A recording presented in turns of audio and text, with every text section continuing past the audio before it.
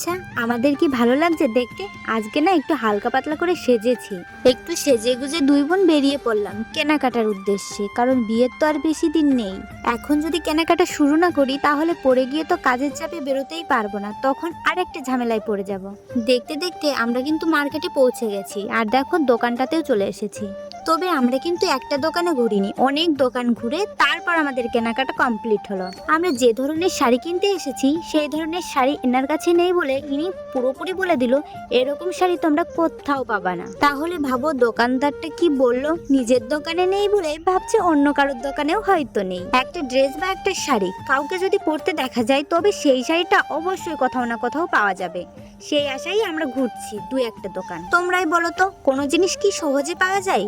একটু তো খাটতেই হয়। দেখতে পাচ্ছ শাড়িগুলো কত সুন্দর লাগছে, পুরো একদম লালে লাল। এই শাড়িগুলো না বেশ পছন্দই হয়েছিল, কিন্তু পাড়গুলো না বেশি চওড়া। তো কাকিমাও বলল পাড়গুলো যদি চওড়া হয় তাহলে শাড়ি পরতে সমস্যা হয়, তাই ওখান থেকে আমরা চলে আসলাম। দেন আমরা চলে আসি অন্য দোকানে, আর সেখানে এসে আমরা বেডশিট দেখতে থাকি, কারণ কিছু বেডশিটও কিনতে হবে। এই বেডশিটগুলো অনেক বার করছিল, কিন্তু আমাদের না একটাও পছন্দ হচ্ছিল না। আমাদের যেহেতু পছন্দ হচ্ছে না তাই আমরা ওনাকে বারণ করছিলাম যে থাক আর বার করতে হবে না, কিন্তু কে শোনে কার কথা, উনি তো বার করেই যাচ্ছিল। তারপর বললাম থাক এগুলো রাখো, আমাদের শাড়ি দেখাও। তারপর উনি আমাদের নিয়ে গেল শাড়ির ওখানে, তো অনেকগুলো শাড়ি দেখালো এক এক করে। তো এই শাড়িটা আমাদের বেশ ভালোই লাগছিল, দেখতে বেশ ভালোই, আর পাড়গুলোও না চওড়া কম আছে। এই শাড়িটা আমাদের তিনজনেরই বেশ ভালো লেগেছে। তো এক দরের দোকান তো, তাই তো আর দামাদামি করার কোনো জায়গাই নেই। তো আমরা এটা নিয়ে একটু হাতাহাতি করছিলাম কেমন লাগছে। আমি দিদিকে বললাম আমি একটু গায়ে ফেলে দেখি আমাকে কেমন লাগছে দেখতে। আমি দিদিকে বলছিলাম আমি একটু ভালো করে গায়ে নিচ্ছি, তুই আমাকে একটু ভালো করে ভিডিও বানিয়ে দে। সবাই আমাকে কমেন্ট করো কেমন লাগছে শাড়িটা আমার গায়ে ফেলে। দিদি আর কাকিমা বলছে তোর গায়ে সুন্দর মানিয়েছে, এটাই নিয়ে নে। আর আমার তো বেশ এটাই পছন্দ হয়েছে। তারপর দেখো বিয়ের ওড়না আমরা চাইলাম, তারপর আমাদের কাছে বিয়ের ওড়নাগুলো নিয়ে আসলো। তো এখন ওইগুলোই দেখবো, শাড়ি তো সিলেক্ট হয়ে গেল, এবার চলো ওড়নাগুলো দেখা যাক। দেন আমরা দোকানদারকে বললাম একটু হালকা পাতলার মধ্যে ওড়না দেখাও। তো উনি আমাদের এইটা দেখালো। এটা তো হালকা কিন্তু অতটা ফুটছে না, তবে ওই পাশেরটা অনেকটা ফুটেছিল, তবে প্রচন্ড ভারী ছিল। তারপর আমরা দোকানদারকে বললাম দেখাও আর কি কি ডিজাইন আছে। তো উনি আস্তে আস্তে সবগুলো বার করছিল আর আমরা দেখছিলাম। দিদি বলছিল কোনটা নেওয়া যায় বলতো, তবে সবগুলোই সুন্দর, ওইটার থেকে ওইটা বেশি গর্জিয়াস, এই জন্য আমাদের ওইটাই পছন্দ হয়েছিল। তবে ভারী এই কারণে একটু কিরকম লাগছিল। কাকিমা আর দিদি তাদেরও এটাই পছন্দ হয়েছে। তো আমরা দোকানদারকে বলছিলাম আমাদের একটু খুলে দেখাবা, এটা বলতেও না আমরা একটু সংকোচ বোধ করছিলাম যে উনি বিরক্ত হবে কিনা। তো বললো হ্যাঁ কেন খুলে দেখাবো না, অবশ্যই খুলে দেখাবো। তারপর দোকানদার ওড়নাটা ভাঁজ ভেঙে দেখালো আমাদের বেশ ভালোই লাগছিল। প্রথম দিকে একটু কেমনই লাগছিল, ওই যে সাদা কাগজটা আছে না ওইটার জন্য। ওই পেপারটা যখন সরিয়ে দিল তখন এটা আরো বেশি গর্জিয়াস লাগছিল। ওড়নাটা যখন পুরো ভাঁজ ভেঙে দিল তখন বোঝা গেল ওড়নাটা কত বড়। আমি তো ভাবতেই পারিনি ওড়নাটা এত বড় হবে। তবে ওড়নাটার ভাঁজ ভাঙার পর কিন্তু সেই দারুণ লাগছে, আমার তো বেশ পছন্দ হয়েছে। আমি দিদিকে বলছি দিদি এটাই নে এটাই নে। আমার এতই পছন্দ হয়ে গেছে আমি দিদিকে বলছি দে তো, আমি একটু মাথায় দিয়ে দেখি কেমন লাগছে আমাকে। তো সবাই কিন্তু কমেন্টে জানিও আমাকে কেমন লাগছে। আচ্ছা তোমরা বলো তো আমাকে কি বউ বউ লাগছে? তবে এটা মাথায় দিয়ে আমার না খুব লজ্জা লাগছিল, আর ভীষণ ভারী। আমি তো ভাবছিলাম সবাই কি করে এটা ক্যারি করে। তারপর আমরা ওই দুটোকে সিলেক্ট করলাম, আর অনেকগুলো শাড়িও দেখেছিলাম কিন্তু আমাদের অন্য শাড়ি পছন্দই হয়নি। হঠাৎ কাকিমা বলল তোর কাকার জন্য একটা টি শার্ট কিনবো। তারপর উনি বলল আমাদেরই আর একটা দোকান আছে ওখানে গিয়ে দেখো। তো আমরা সেই দোকানটায় চলে আসি আর টি শার্ট দেখতে থাকি। টি শার্টগুলো দেখতে বেশ সুন্দর, এই জন্য তো কনফিউজে ছিলাম আমরা সবাই যে কোনটা নেওয়া যায়। সবকটাই বেশ ভালোই লাগছে। কাকিমা আর দিদি টি শার্টগুলো দেখছিল আর সিলেক্ট করছিল কোনটা নেওয়া যায়, আর এদিকে আয়নার সামনে এসে আমি একটু ঢং করছিলাম। তারপর টি শার্টটা সিলেক্ট করার পর আমরা চলে আসি বিল পে করতে।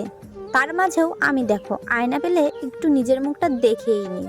আয়না আর ক্যামেরা এই দুটো জিনিস দেখলে মেয়েরা সেখানে দাঁড়াবে না আর নিজেকে একটু দেখবে না, সেটা তো হতেই পারে না। যাই হোক এইসব কথা নয় বাদই দিলাম, কাকার জন্য এই টি শার্টটা সিলেক্ট করেছে, আমার বেশ ভালোই লেগেছে। তো আমাদের কেনাকাটা কমপ্লিট হয়ে গেল, বিল পে করাও হয়ে গেছে। এখন আমরা বেরিয়ে গেলাম অন্য দোকানে যাব বলে, কারণ আমাদের তো কেনাকাটা সবে শুরু, এখনো তো শেষই হয়নি। শেষ হবে কি করে বলো তো, এতটা টাইম ধরে আমরা শুধু ওড়না আর শাড়িটাই কিনলাম। তারপর অন্য দোকানে আসার পর আমাদের উপরে পাঠিয়ে দিল। আমি আগে কখনো এই দোকানে ঢুকিনি, তাই তো যাওয়ার সময় একটু ভিডিও করলাম, দেখি কোথায় দিয়ে কোথায় যেতে পারি।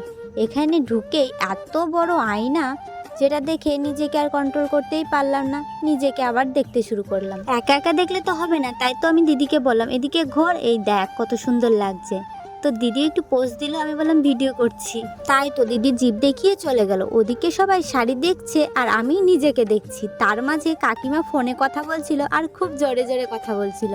তাই কাকিমাকে বলছিলাম কাকিমা আস্তে কথা বলো। সেটা নিয়ে আমরা কিছুক্ষণ হাসাহাসি করছিলাম। তো আমাদের তিনজনকে কেমন লাগছে অবশ্যই কমেন্টে কিন্তু জানিও। কাকিমার কথা বলা শেষ হলে আমরা তো শাড়ি দেখতে শুরু করলাম, কারণ আমাদের এখনো অনেক কেনাকাটা বাকি আছে। সবে একটা হলো। শাড়ি বা ড্রেস কিনতে গেলে আমরা না সত্যি কনফিউজে পড়ে যাই যে কোনটা নেব। মানে একটা যদি ভালো হয় তার থেকে আরেকটা বেশি ভালো হয়। এরকম করতে করতে আমরা তো অনেক শাড়ি দেখে নিলাম, কিন্তু কি বলতো এখানকার শাড়িগুলো বেশ ভালোই লাগছে, কিন্তু আমরা যেরকম শাড়ি চাইছিলাম সেরকম শাড়ি পাচ্ছিলাম না। তার জন্য কিছুক্ষণ দাঁড়িয়ে দাঁড়িয়ে আমি ভিডিও করছিলাম, আর উনি বললো ঠিক আছে একটুখানি দাঁড়াও আমি আরও দেখাচ্ছি। তো উনি শাড়িগুলো বার করছিল।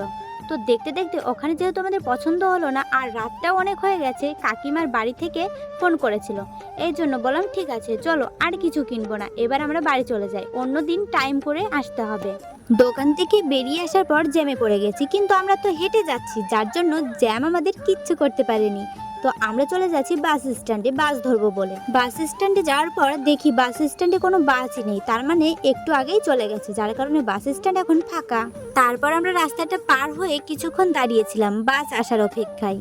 তার মাঝে দিদি বলল চল কিছু একটা খাই। তো আমি দিদিকে বললাম তাহলে চল কিছু একটা কিনি। ফার্স্টে দিদি বলছিল চল ছোলা মাখা খাই, আমি বললাম ঠিক আছে খাই, আমারও বেশ ভালোই লাগে। কিন্তু ভাগ্যবশত আমরা ছোলা মাখা পাইনি। তখন দিদি বলল তাহলে এটা বাদ দিই, চল অন্য কিছু খাই। তারপর দিদি বলল ঠিক আছে তাহলে ছোলা মাখা যখন পাইনি তাহলে ছোলা ভাজাই খাই। আমি বললাম ওকে তাহলে ওটাই কেন। দিদি নিয়ে নিল 3 প্যাকেট ছোলা ভাজা আর একটা কোকা কোলা। অনেকটা টাইম ধরে আমরা অপেক্ষা করছিলাম বাসের জন্য, কিন্তু বাসের তো কোনো খোঁজই নেই। তার মাঝে আমি আর দিদি অনেক কথা বলছিলাম যে এটা কেনা বাকি আছে ওটা কেনা বাকি আছে, কিছুই হলো না, তার মানে আরেকদিন আসতে হবে টাইম করে। তো সেই ব্লগটাও তোমাদের সঙ্গে শেয়ার করব। তার মাঝে হঠাৎ করে দেখি আমার বাবা আসছে। এই দিকটায় আমরা কিন্তু পুরো সারপ্রাইজ, কারণ বাবার তো আসার কথাই ছিল না, আর সকাল থেকে তো বাবা একবারও বলেনি আমিও যাব বগুলা। তো শুনছিলাম কেন এসেছো বাবা, তারপর বললো নেট কিনতে। বাবাকে দেখে আরো 2 প্যাকেট ছোলা ভাজা কিনলাম, 1 প্যাকেট বাবাকে দিলাম আর 1 প্যাকেট মায়ের জন্য নিয়ে গেলাম। তারপর দেখতে দেখতে বাস চলে আসলো, দেন আমরা বাসে করে বাড়ি চলে আসলাম। তো ভিডিওটা এই পর্যন্ত, সবাই ভালো থেকো, বাই।